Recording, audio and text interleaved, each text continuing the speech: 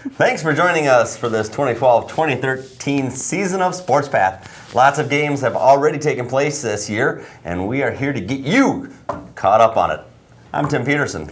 I'm Zach Halverson, and on today's show, we will show you some great highlights from a Hill Murray football game that went down to the wire and a tough matchup between North and Tartan in volleyball. Jami Dustin joins us now. And Jami, what do you have for us today? Well, Zach, I have a story about one of the staff members here at RWSCC and his autistic son. I will also let you know about an Oakdale man who has competed in this year's Paralympics in London. Sounds good, Jami. We'll start today's highlights off with soccer. On September 4th, Tartan traveled up to Mahtomedi to take on the Zephyrs in a classic suburban clash. Kicking this season off in a good way. Played forward, good opportunity. Passed over in the box. There's a sliding shot and a goal! Slides it pass through. Gets it back. Passes it over and a shot and a goal!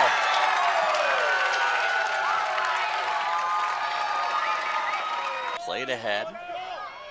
Henry with another opportunity. Coming down on the backside, but the shot is taken and Henry lights it up with her left foot. Back-to-back goals. Here come the Zephyrs again. Rapello shoots and scores! Oh, seeing things again. Oh, there's a physical play. That shot comes in, and a goal for the Titans. Well, that does it here from the George Smith Field, home of the Zephyrs. As we take a look at the standings, it is Hill Murray just ahead of Mahtomedi in the race for first place. Tim, this is a sport to watch in this area right now. We got plenty of great teams to watch. Actually, I think you got that backwards. It's Mahtomedi just ahead of Hill Murray. That's what the script said. Wow. Wow. You wrote the script. Well, it was autocorrect. Autocorrect. Yeah, I typed it in my phone, and that's how it came up, I guess. Oh, Mahtomedi doing good, though. Yeah, 10-2. And they left off last year. They beat White Bear Lake and actually handed them their only loss of the season so far, and that's a really good team. And they're a ranked team, aren't they? Right, 6th ranked in the state, I believe. And so that's, when we talk about sections, Tim, when it gets to sections, that's when you see these teams from Classic Suburban, Suburban East play. And we're going over to Suburban East, White Bear Lake, one of the top teams in the state. They got a goalkeeper we're going to talk about later. 10-1-1 in the. But they have a tough game coming up. Right. Here. Woodbury tomorrow night. That's going to be on TV 19 Sports. Take a look at your local listings for that. Woodbury number 2, and it should be exciting. Good teams all around once again. Mm-hmm. In boys soccer now, on September 11th, Hill Murray traveled to North to take on the Polars. The Polars feature twin brothers that lead the state in scoring last season and would look to do the same again this season. Tyler and Justin Oliver would see if they could build on their 6-0 start as they took on the Pioneers. Windy day here up at North St. Paul High School. It is September 11th. I am Tim Peterson. Alongside me is Zach Halverson. Tonight's game is a soccer game. Boys soccer. Hill Murray has traveled up the road a little bit, up Century Avenue to North St. Paul, and that's where we are. Here's Zach and this North team, the number 2 team in the state. Here's a pass forward from Justin to Tyler. Tyler walking in, centering pass, shot and goal! Nice pass to Adam Gilbert. The junior midfielder gets the first point of the game. Gilbert looking to cross it to somebody. Gilbert crossing in, passes it out in front. Justin Oliver's there. He takes a shot and scores. It's Justin Oliver from Nick Gilbert, and the Polars lead 2-0. North will just keep coming. Here they come again. Big throw in for the Polars. Shot headed across and into the net.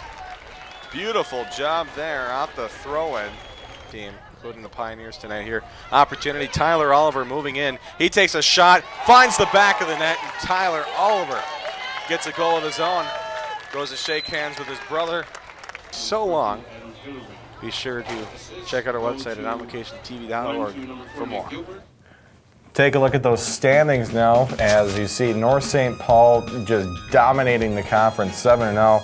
Close behind Henry Sibley 6-0-2, and Tim going down to Hill Murray 3-1-2. It's still really close. Yeah, Mahtomedi and Tartan kind of struggling there on the bottom, but North St. Paul, boy, those guys at the soccer program have come so far over the last few years, and where they've been now, you know, they're deservingly so on top there. The Oliver twins leading the way. Yeah, crazy stuff. And Tyler, Justin, Oliver, awesome. Now going over, and North St. Paul is a team just to watch for the rest of the season. They were going to definitely do some damage. They're a fun team to watch, and we'll look at the Suburban East here, and you see Stillwater up there on top, undefeated, only one tie so far. Yeah, White Bear Lake struggling 1-4. They picked up a win over Park last night, so that's good news for them. Hoping to finish the season strong. It's good. That's all you got to do is play hot. Play hotter as the Exactly. season gets on. The better you're doing. Everybody makes the playoffs, and hopefully White Bear Lake maybe can do some get some upset. So yeah, moving on over to White Bear Lake. We're gonna jump into the pool, Chad or Tim. We're gonna jump into the pool. I'm ready. Let's jump. You ready? Let's go. Let's Ready? do this. In the first match of the season, the White Bear Lake girls swimming and diving team beat Stillwater. Senior captain Mickey Sukamel took first in all of her events, including 50 freestyle, 100 breaststroke, 200 medley relay, and 20 freestyle relay. Ray Claire Broughton took first in the 500 freestyle individual and 200 medley relay, and second in the 400 freestyle relay. Sophomore Linnea Johnson took first in the 100 freestyle. Maddie Humphreys was the best diver for the Bears as she won third place with a season high of 138.05. The Bears will be at Park on Thursday the 27th to take on the Wolfpack. Well, Tartan faced North in a classic suburban volleyball matchup back on September 18th. Both teams playing well this season, and this game could end up to be pivotal for positioning in the conference. Welcome to North St. Paul, where the Polars are taking on the Titans. They bring some dig. Matson spikes it, and it's good. 3-2. On the far side, down the line, and right down it. Another good point for North, and they tied this game just like that. See if they set somebody up. They do. It's Albert, and Albert puts it down. 22-18.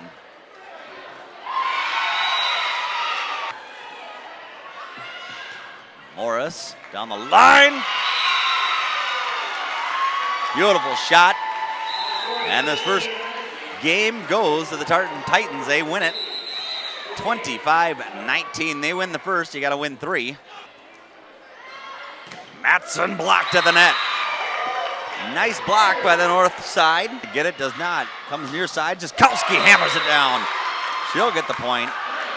Digs it to the near side. The spike down. Vugomanovich. And the Polars are rolling. No. Touched over. Yes.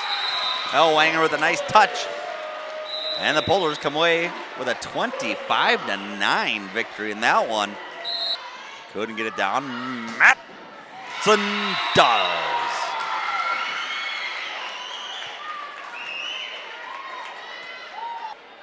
Lillian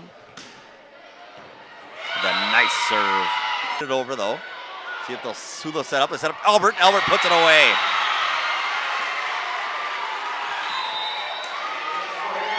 Tia Albert getting up. And Titans leading this one over the Polars. As you see there, 2-1 overall. Tickle Twine on the way over. Albert blocked to the net by Vugomanovich. Kept alive. The net. Vugomanovich gets it to go down. Titans have been in this game if they can play this, keep the serve, and that spike off Michaela's forehead. Ouch. North should get a good hit out of this one. Cave puts it down, and North stops the bleeding. 5th and final game right here on TV19 Sports. You're watching Tartan and North.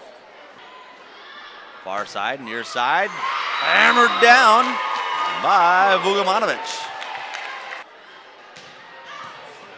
Oh, nice job putting that ball over by Morris. Hit it on a line. It was just tough to play. And a tight front row to the near side. Jaskowski to the far side, and down it goes.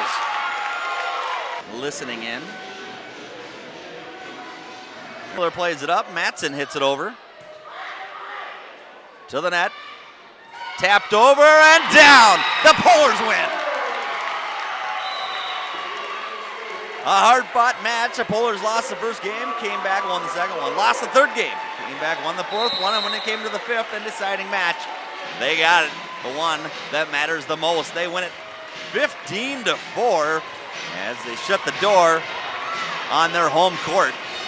The Titans come into North and lose. They lose 3 out of 5. Well, a good victory there, and we'll take a look at the Classic Suburban standings here. And Hill Murray leading the way up there, 8-0. No losses in conference so far.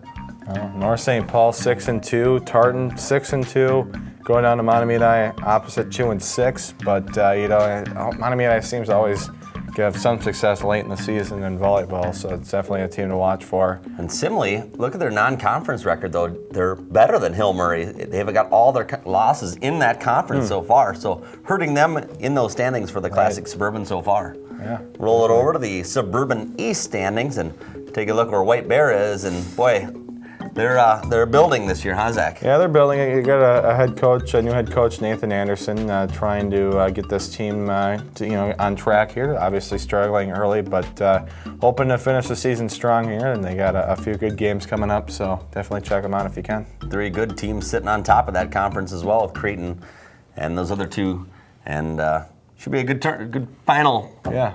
For all our sports. Definitely volleyball, girls soccer, boys soccer, it all is great. Now we move on to football, Tim. Yeah, speaking of good. Yeah, definitely. Hill Murray and St. Thomas Academy seem to always be battling for first place. Usually it's in hockey. Both teams, however, also have really good football teams. And on September 21st, they took each other on in a Catholic school clash. The Hill Murray Pioneers will be taking on St. Thomas Academy.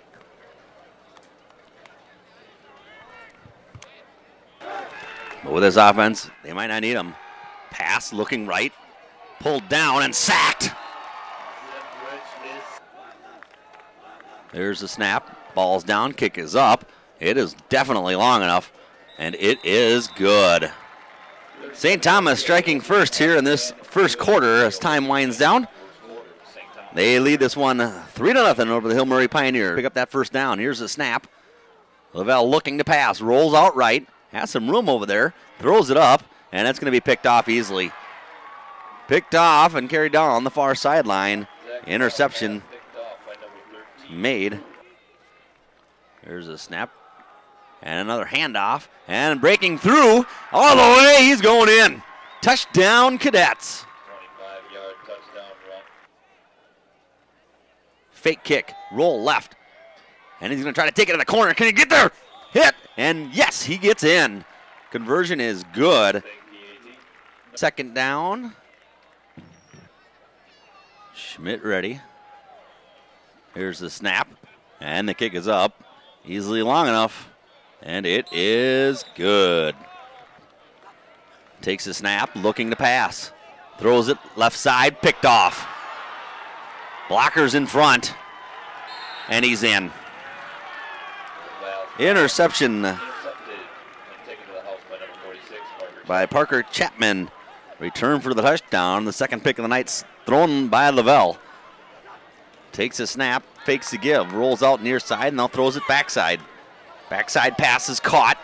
Run up the far sidelines with room. And the best gain of the night so far for the Pioneers as Kruger had the reception and uses speed to get the ball to up right around the 50-yard line. The plays, takes the snap, fakes the give. Screen pass near side with room to run. All the way up and out of bounds. Third down and 20, Lavelle.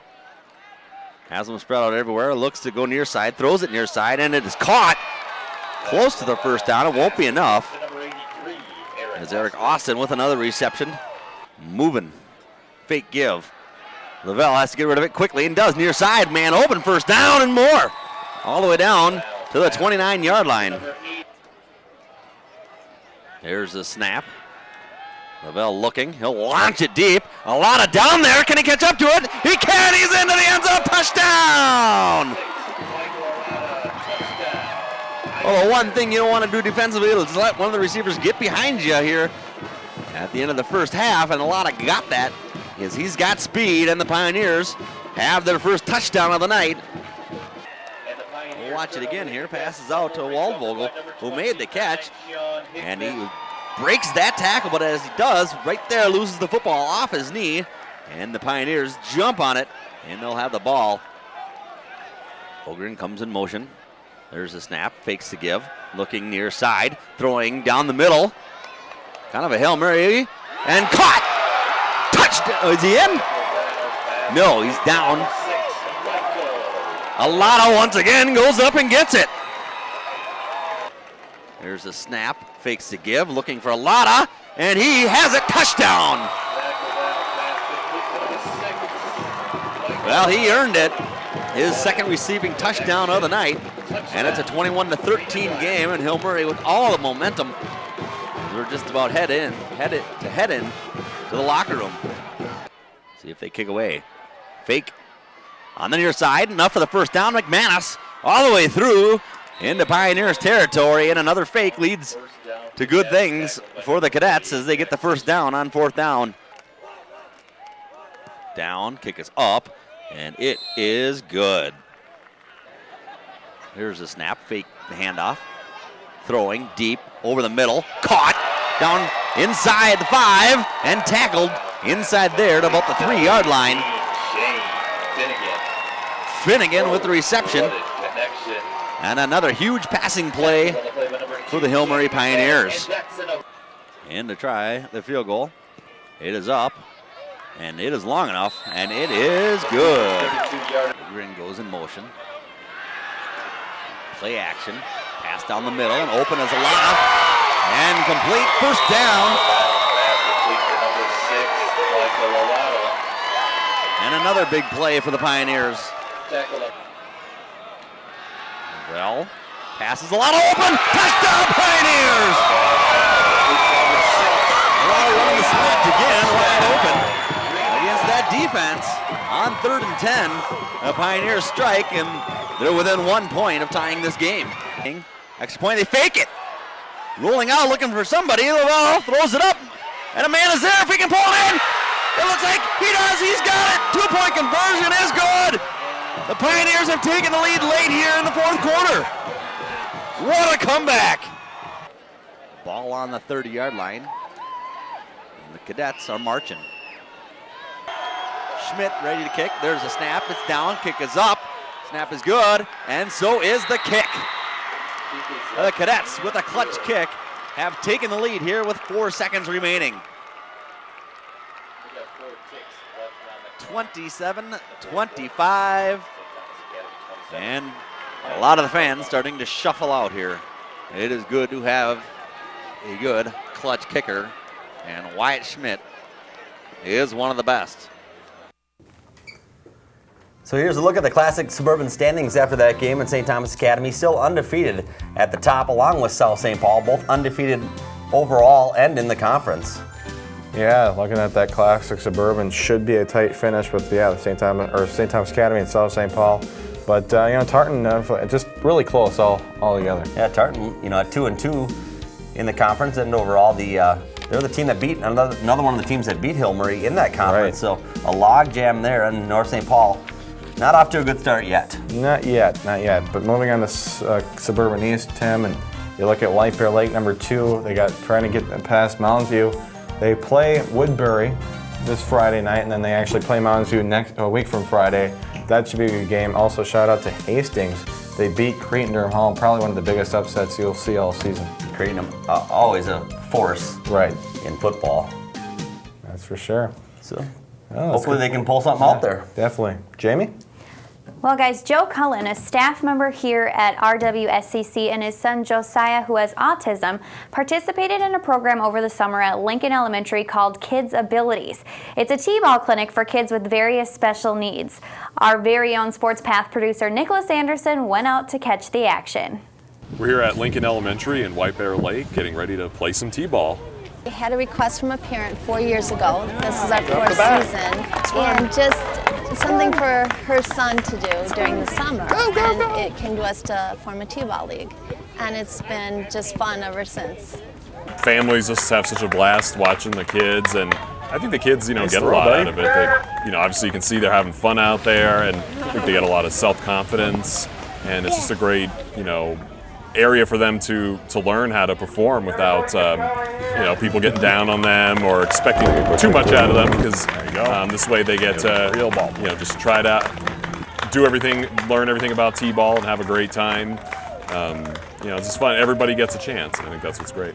One of the things with autism in particular is there's a social element to it, that they might have difficulty interacting socially, and to have opportunities where kids are able to get out with other kids and really be able to interact with them and interact with other volunteers and adults.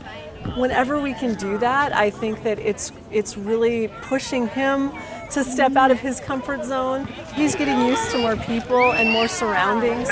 So that's been a wonderful thing. And actually, I think, especially for my husband, as father and son, to do something as American as baseball together, that every father and son love to have, love to share. I really love that they get to do that together. Each week you can just kind of see the growth, and some of the kids seemed a little nervous or scared the first week, and now they're just out there having a blast, and so it's a lot of fun. I think the parents are having just as much fun. They get to sit and watch their kids and cheer them on, and you often see, grandparents and neighbors, and, kind of get a nice little crowd out here just to have some fun.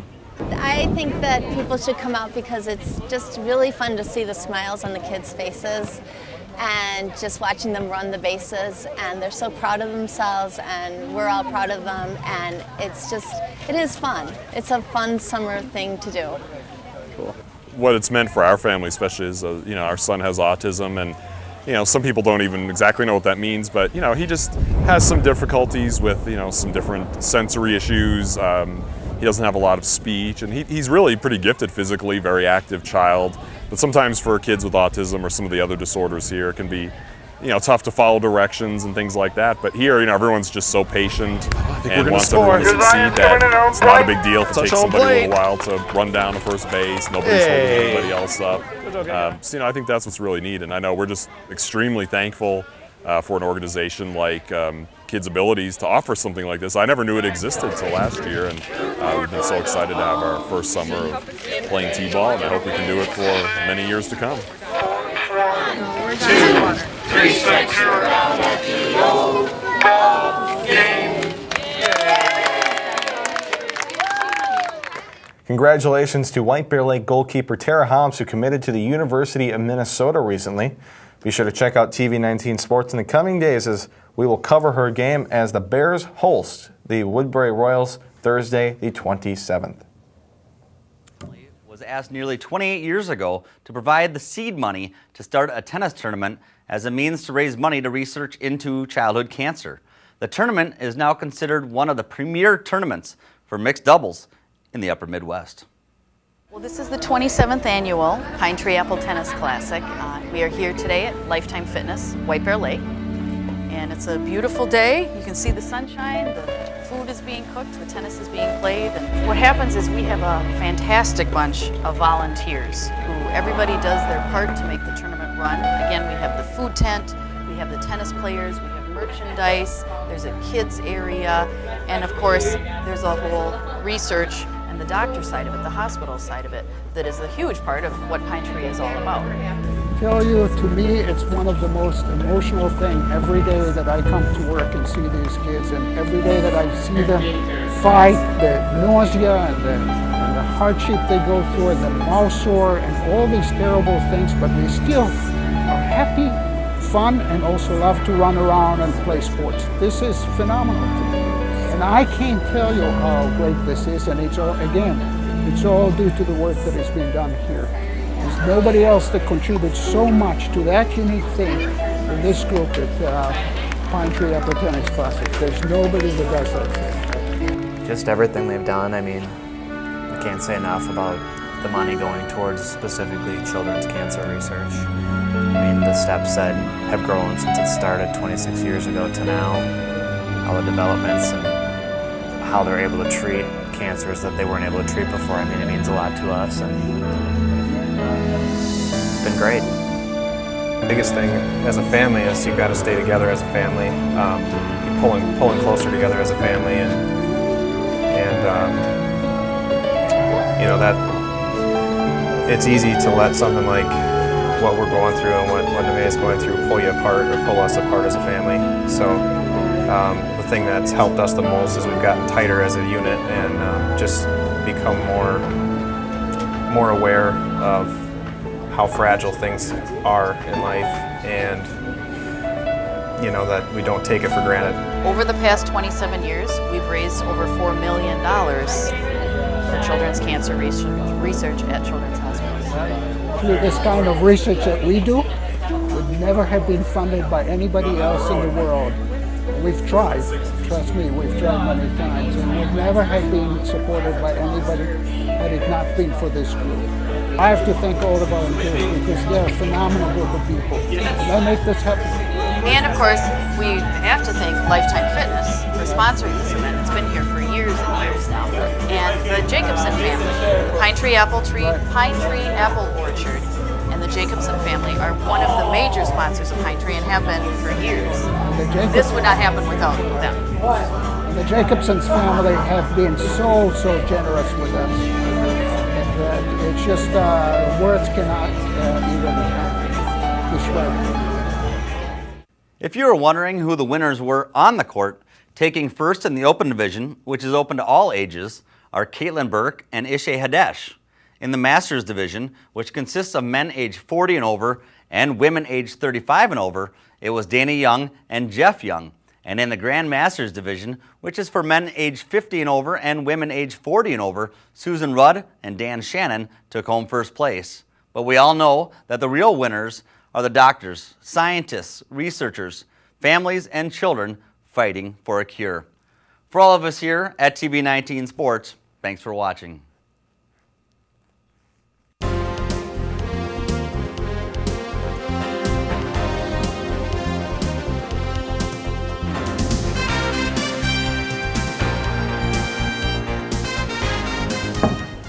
Be sure to like us on Facebook by logging on to facebook.com/TV19sports. We have highlights, updates, and more on that page. And thanks to our fans for liking us, such as Tim Shinigan and Trish Lessert. They're our Facebook likes of the week. Yeah, thanks a lot. Yeah. Well, that's going to do it for our first episode of the fall season SportsPath. Thanks for watching. I'm Tim Peterson. I'm Zach Halverson. And I'm Jami Dustin. And that's your SportsPath.